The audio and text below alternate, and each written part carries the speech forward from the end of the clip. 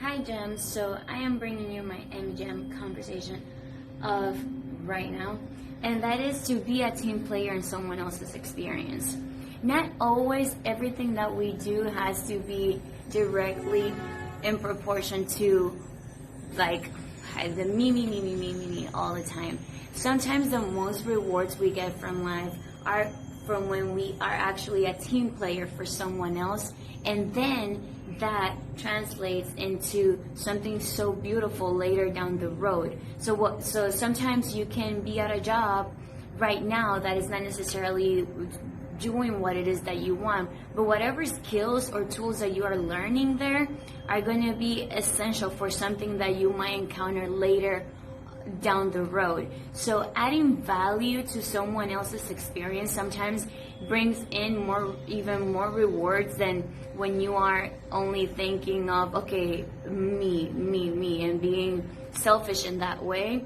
So I always, and this is something that I mentioned before, it has brought so much value to my life, and it is just adding value to someone else's without thinking of the reward right then.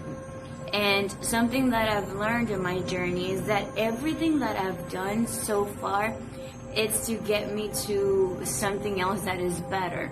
So many of those jobs that I worked before that I necessarily didn't love doing gave me a skill that now I am able to use for my own benefit. It's something that it just adds on. So by you adding value to someone else, by being a team player, you're actually adding value to you. See everything as a step that is getting you closer and closer to becoming the thing that you want.